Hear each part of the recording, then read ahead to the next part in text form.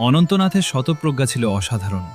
১৯২২ খ্রিস্টাব্দে ঠাকুর অসুস্থ অবস্থায় কার্শিয়াংয়ে আসেন বায়ু পরিবর্তনের জন্য। ঠাকুরের সঙ্গে অন্যান্যদের মধ্যে অনন্তনাথও এসেছেন। খ্যাতনামা চিকিৎসক ডাক্তার আর.এল. দত্ত ঠাকুরের চিকিৎসায় নিযুক্ত। তিনি প্রতিদিনই এসে দেখে যেতেন ঠাকুরকে। ঠাকুরের শয্যার পাশে টেবিল চেয়ার রাখা ছিল, সেখানে বসে ডাক্তার দত্ত প্রেসক্রিপশন করতেন। একদিন অনন্তনাথ অন্যমনস্কভাবে টেবিলের পাশে বসে টেবিলের উপর রাখা কাগজে কিছু লিখে রাখলেন। কিছুক্ষণ পর মৃত্যুদিনের মতো ডাক্তার দত্ত এসেছেন ঠাকুরকে দেখতে। হঠাৎ তার চোখ পড়ল টেবিলের উপরের কাগজটিতে। তিনি কাগজটি হাতে নিয়ে বিস্মিত দৃষ্টিতে বললেন, আমি আজ এই প্রেসক্রিপশন করব মনে করে এসেছি, অথচ আমার লিখিত প্রেসক্রিপশন টেবিলের উপরই আছে। এ কি করে সম্ভব হলো? অনন্তনাথ তখন বলেন, ওই লেখাটা আমার। সকালে এখানে বসে থাকতে থাকতে কি যেন মনে হলো, তাই লিখে ফেললাম। আর আপনার হাতের লেখা তো কিছুদিন ধরেই দেখছি, তাই হাতের লেখাটা আপনার মতোই হয়েছে। ডাক্তার দত্ত আবেষ্ট চিত্তে বলেন, তুমি যে এত বড় ডাক্তার ও এত কিন অবজারভার, এটা সত্যিই বিস্ময়ের। তোমার মধ্যে যে প্রতিভা আছে, তাতে তুমি খ্যাতনামা চিকিৎসক হতে পারবে। আধ্যাত্মিক সাধনার পাশাপাশি অনন্তনাথকে চিকিৎসা এবং সেবা শুশ্রূষা ব্যতি রেখেও আরও অনেক জাগতিক দায়দায়িত্ব পালন করতে হয়েছে। তদানীন্তন সৎসঙ্গ প্রতিষ্ঠানের সহসভাপতির বিপুল কর্মভার তার উপর ন্যস্ত ছিল। সাধন ভজনপ্রিয় মানুষটি এসব কাজে বিশেষ আনন্দ পেতেন না। কখনো কখনো বলতেন, আর এই সকল বিষয়ে যেতে ইচ্ছা হয় না। মনটাকে এত নিচে নামিয়ে আনতে আমার অত্যন্ত কষ্ট হয়, তবু করতেই হবে, কারণ এই মালিকের ইচ্ছা। ধর্ম ও কর্মযোগ সম্বন্ধে ঠাকুর তাকে বলেন, দেখ অনন্ত, লোকহিতকর কাজ না করে শুধু বসে বসে নামধান করলে ধর্ম হয় না। সাধনা যেমন করতে হবে, বাস্তব কর্মে ইষ্টের নির্দেশও তেমনি মূর্ত করে তুলতে হবে। গুরুগত প্রাণ অনন্তনাথ ঠাকুরের এই আদেশ শিরোধার্য করে নিজের জীবনে এই আদেশকে বাস্তবায়িত করে তুলেছিলেন। পরম প্রেমময় শ্রী শ্রী ঠাকুরের কৃপাধন্য শিষ্য সাধক অনন্তনাথ মহারাজের জীবন ছিল এক আশ্চর্য সমন্বয় আধ্যাত্মিক তপস্যা, সেবা আর গুরু আজ্ঞার প্রতি নিঃশর্ত সমর্পণের। দীক্ষাদানের অধিকারী ঋত্বিকরূপে অনন্ত মহারাজের ছিল এক নিজস্ব ধরন। তিনি সহসা দীক্ষাপ্রার্থীকে দীক্ষা দিতে চাইতেন না, বরং বেশ কিছুদিন ঘোরাতেন। হয়তো বুঝে নিতে চাইতেন দীক্ষাপ্রার্থীর আধ্যাত্মিক পিপাসা প্রকৃত কিনা, স্থায়ী কিনা। তার ধৈর্য ছিল অসীম। জিজ্ঞাসু মানুষের কথা তিনি নিজেই বেশি শুনতেন, উত্তর দিতেন সীমিতভাবে। কিন্তু আশ্চর্য, সেই অল্প কথাতেই প্রশ্নকর্তা যেন পেয়ে যেতেন সমস্ত প্রশ্নের মীমাংসা। ভক্ত অধ্যাপক পঞ্চানন সরকারের ভাষায় দেখলাম, এক অতি আশ্চর্য মানুষ এই মহারাজ। কতই না আবোল তাবোল বকে চলেছি, ঘণ্টার পর ঘণ্টা এক নাগাড়ে শুনেই চলেছেন তিনি, তীক্ষ্ণ মনোযোগে, সতৃষ্ণ অথচ সস্মিত দৃষ্টি বিছিয়ে। কথার মাঝে বাধা দেওয়ার প্রবৃত্তির লেশমাত্র নেই। এই অপরূপ প্রকৃতি ও শিক্ষা আর দ্বিতীয়টি দেখিনি। তিনি আরও বলেন, মহারাজের আলোচনা পদ্ধতির আরেকটি বিশেষত্ব আমাকে বিস্মিত ও মুগ্ধ করেছিল। তা হচ্ছে, আমার কথাগুলি মোটামুটি কোনো সিদ্ধান্তে পৌঁছে থেমে না যাওয়া পর্যন্ত তিনি কিছু বলতেন না। পরে যা বলতেন তা আমারই উক্তির সূত্র ধরে। তিনি যেন এক মনোযোগী ছাত্র, আমার বক্তব্যটা অসীম শ্রদ্ধার সঙ্গে বুঝে নেওয়ার জন্য আগ্রহশীল। সাধক অনন্তনাথের শরীরে বীজনাম জপের প্রভাবে যে তাপের সৃষ্টি হতো, তার এক আশ্চর্য পরিচয় পেয়েছিলেন অমেয় বাণীর সংকলয়িতা অশ্বিনী কুমার বিশ্বাস। সেই সময় ঠাকুর ও অনন্তনাথ কুষ্টিয়ায় অশ্বিনী বিশ্বাসের বাড়িতে কয়েকদিন ধরে অবস্থান করছিলেন। একদিন পাশাপাশি দুটি চৌকিতে শয়ন করেছিলেন তারা, একটিতে ঠাকুর, অপরটিতে অনন্তনাথ। গভীর রাত্রে অশ্বিনী কুমার বাড়ি ফিরে অনন্তনাথের পাশে এসে শুয়ে পড়লেন। কিছুক্ষণ পরেই হঠাৎ, বাবারে বাবা, গেলাম গেলাম বলে চিৎকার করে উঠে পড়লেন তিনি। তার চিৎকারে ঠাকুর ও অনন্তনাথের ঘুম ভেঙে গেল। দেখা গেল অশ্বিনী কুমার যন্ত্রণায় ছটফট করছেন, সারা শরীর ঘামে ভিজে গেছে। ঠাকুর কারণ জিজ্ঞাসা করলেন। অশ্বিনী কুমার কাঁপা কণ্ঠে বললেন, ঘুমের মধ্যে অনন্তনাথের হাত আমার বুকের উপর পড়েছিল, প্রথমে একটা দাহভাব অনুভব করি, তারপর সেই দাহ ক্রমে বাড়তেই থাকে। অসহ্য যন্ত্রণা শুরু হয় আর শরীর ঘামে ভিজে যায়। সব শুনে ঠাকুর রহস্যময় হাসি এসে বললেন, ওরে বাবা, আপনি আমার কাছে না শুয়ে ওই ডাকাতের কাছে শুতে গেলেন কেন? সাধকের অন্তরের জপ কখনো কখনো এমন অগ্নিশক্তিতে রূপ নেয় যা সাধারণ মানুষের পক্ষে ধারণ করা কঠিন। অনন্তনাথ মহারাজের জীবন ছিল সেই তপস্যারই এক জীবন্ত উদাহরণ। সে যুগে নাম স্পন্দনের সাহায্যে জীবনী শক্তির সঞ্চার করে মৃত অথবা মৃতপ্রায় মানুষকে পুনরুজ্জীবিত করার প্রয়াস চলত। দুরারোগ্য রোগের নিরাময়ের উদ্দেশ্যে স্থাপিত হয়েছিল এক বিশেষ চিকিৎসালয়। সেখানে নাম চিকিৎসার মাধ্যমে জীবন ফিরে পাওয়ার বহু ঘটনাই ঘটেছিল সেই সময়। ঠাকুর বলতেন, খুব নাম করলে দেহের মধ্যে প্রবাহিত অদৃশ্য আলোকস্রোত মস্তিষ্কে সংহত হয়, চোখ দিয়ে তা বেশি করে ঠিকরে বেরোয়, আর তখন কারো দিকে কিছুক্ষণ ধরে তাকিয়ে থাকলে অথবা স্পর্শ করলে ওই সূক্ষ্ম জীবনী শক্তির সঞ্চারণে সে শুধু নড়ে ওঠেই না, মৃত হলেও জীবন্ত হয়ে উঠতে পারে। তিনি আরও বলতেন, সদ্য মৃত ব্যক্তির শরীরের বিধানের কোনো বিশিষ্ট যন্ত্র যদি একেবারে বিকল বা বিকৃত না হয়, তবে ওই রকম নাম করতে করতে তাকে স্পর্শ করে থাকলে সে পুনরুজ্জীবিত হয়ে উঠতে পারে। অনন্তনাথ মহারাজের অসামান্য গুরুভক্তির একটি বিরল দৃষ্টান্ত এখানে বিশেষভাবে উল্লেখযোগ্য। একদিন আশ্রমের ডাক্তারখানার পিছন দিক থেকে এক ভয়ঙ্কর দুর্গন্ধ চারিদিকে ছড়িয়ে পড়ল। সকলেই অতিষ্ঠ। ওই পথ দিয়ে যাওয়ার সময় ঠাকুরও সেই গন্ধ অনুভব করলেন। তার নির্দেশে অনুসন্ধান করে দেখা গেল জঙ্গলের মধ্যে একটি গরুর পচা ঠ্যাং পড়ে আছে। সেইটিই দুর্গন্ধের উৎস। সেই সময় অনন্তনাথ ডিসপেন্সারিতে বসে রোগী দেখছিলেন। ঠাকুর তাকে ডেকে বললেন, অনন্তরে, ডাক্তারখানার পিছনে মরা গরুর ঠ্যাং নাকি পড়ে আছে, তা থেকে ভয়ানক দুর্গন্ধ আসছে। তুই এক্ষুনি গিয়ে মুখে করে কামড়ে ওটাকে নদীর চড়ায় দূরে ফেলে দিয়ে আয় তো। যেমন আদেশ তেমনই পালন। এক মুহূর্ত দেরি নয়, একটুও দ্বিধা নয়। অনন্তনাথ সানন্দে সেই পুতিগন্ধময় গরুর ঠ্যাং দাঁতে কামড়ে তুলে নিলেন। চারিদিকে দুর্গন্ধ, পচা ময়লা ঝরছে শরীরে, কিন্তু তার দৃষ্টিতে কোনো বিরক্তি নেই, মনে কোনো ঘৃণা নেই, চেহারায় কোনো বিকার নেই। আস্তে আস্তে তিনি নদীর ধারে গিয়ে নির্দিষ্ট স্থানে সেটি ফেলে দিলেন। তারপর হাত মুখ ধুয়ে শান্তভাবে ফিরে এলেন। আর যেন কিছুই ঘটেনি। ঠিক পূর্বের মতোই আবার রোগী দেখতে বসে গেলেন। শ্রী শ্রী ঠাকুর সেদিন যেন জগতের সামনে তুলে ধরলেন সাধকের নির্বিকারতা, গুরুভক্তির পরাকাষ্ঠা আর আত্মসমর্পণের প্রকৃত রূপ, যেখানে গুরুর আদেশই সাধকের শ্বাস, গুরুর ইচ্ছাই তার ধর্ম, আর গুরুর সন্তুষ্টিই তার জীবনের একমাত্র সাধনা। ঠাকুর সেবায় অনন্তনাথ ছিলেন এক অতন্দ্র প্রহরী, নিজ হাতে সর্বদা গুরুর সেবায় তৎপর। ঠাকুর কখন কী কাজের আদেশ করেন তার জন্য প্রতি মুহূর্তে নিজেকে প্রস্তুত রাখতেন। অনেক সময় গভীর রাতে ঠাকুর বিশেষ কোনো জিনিস খাবার ইচ্ছা প্রকাশ করতেন, আর তখনই মহারাজ ছুটে যেতেন, না হয় বাজিতপুর ঘাট, না হয় পাবনা। সেই খাদ্য সংগ্রহ করতেন অথবা নিজ হাতে প্রস্তুত করে যত দ্রুত সম্ভব ঠাকুরের কাছে উপস্থিত হতেন।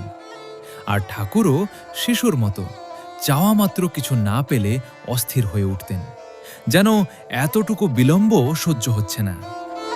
দৈনন্দিন জীবনের ক্ষুদ্র থেকে বৃহৎ অসংখ্য বিষয়ে অনন্তনাথের গুরুসেবার আকুলতা পরিব্যাপ্ত হয়েছিল।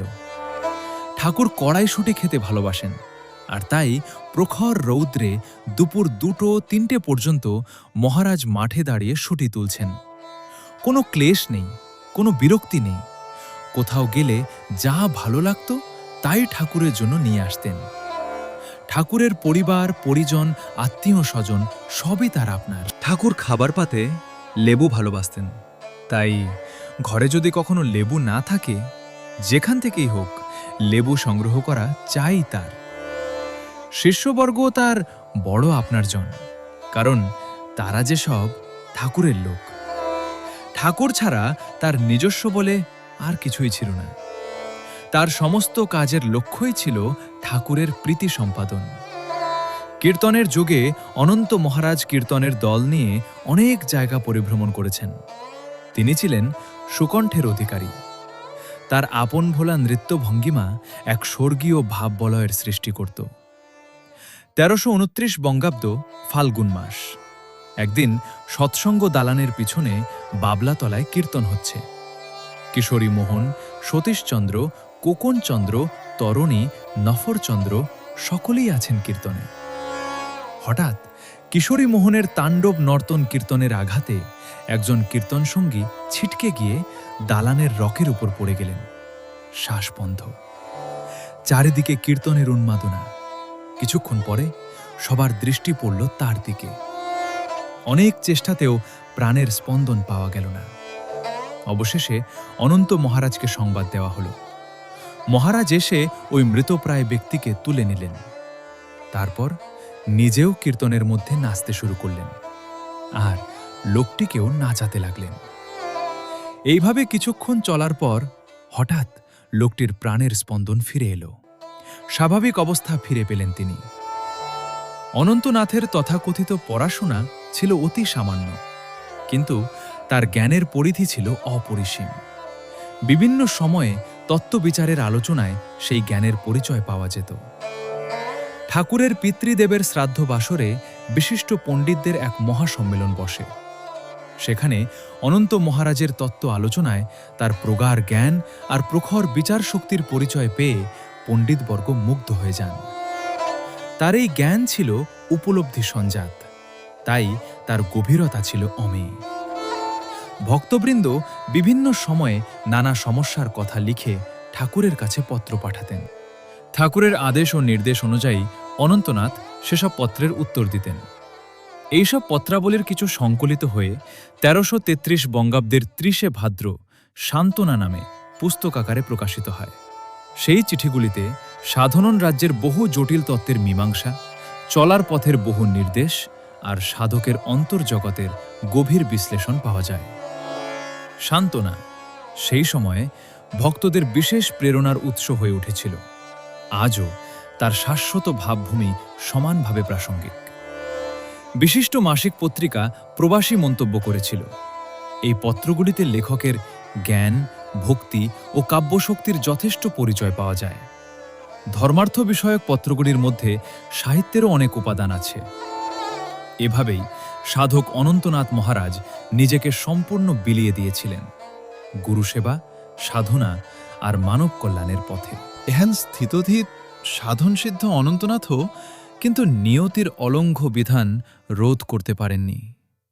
১৩৪১ সালের অর্ধোদয় যুগের সময় প্রবাসী সৎসঙ্গী মহল থেকে বারংবার আমন্ত্রণ আসতে থাকে অনন্তনাথের কাছে।